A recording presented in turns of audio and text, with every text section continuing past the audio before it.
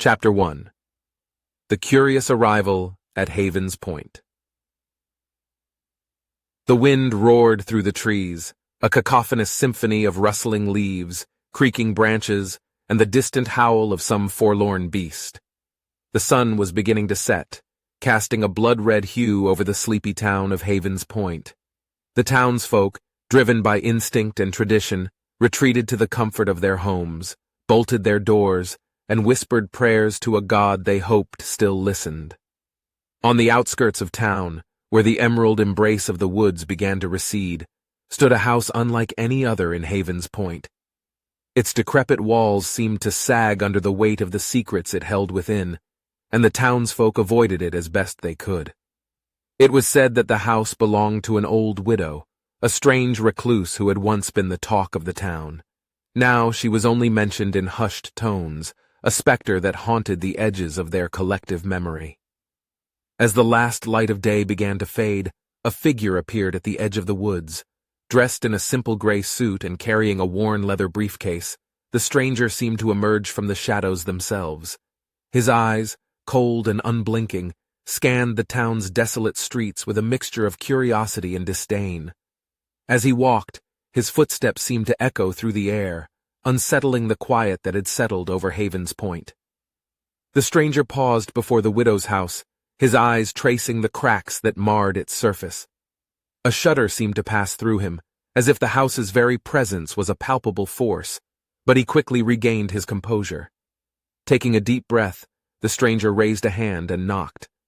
Somewhere within the house, a door creaked open, revealing a sliver of darkness that seemed to leer at the unexpected caller. A voice, bitter and cracked with age, echoed from the depths of the house. "Who dares disturb the solitude of Agatha Calloway?" The stranger bowed his head slightly, as if in deference to the unseen speaker.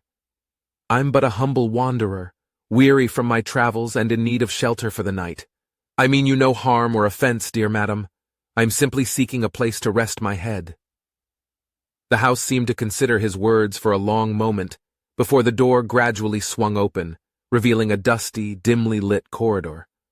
The stranger stepped inside, the weight of the house's presence pressing down upon him like a tangible force. He knew, deep within him, that he had crossed a threshold that few had ever dared to approach. As the stranger moved into the dim light of the house, he felt eyes upon him, unseen but ever watchful.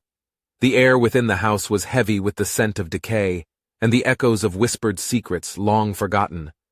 He felt a chill snake its way down his spine, his breath catching in his chest. Agatha Calloway emerged from the darkness, her eyes cold and uninviting.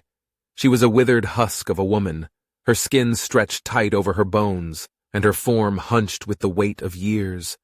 Her voice, when she spoke, was like dry leaves scraping against one another.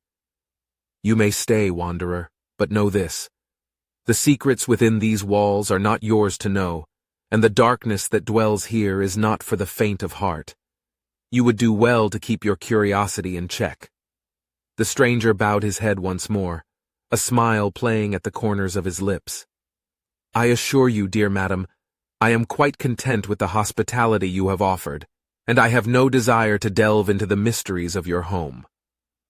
But as the door closed behind him, sealing out the dying embers of daylight, the stranger could not help but feel that he had stepped into a world far removed from the one he had known. In the darkness of Agatha Calloway's house, he felt the weight of countless eyes upon him, and the whispers of 1,000 secrets just beyond his reach. And for reasons he could not yet fathom, he knew that he was exactly where he was meant to be.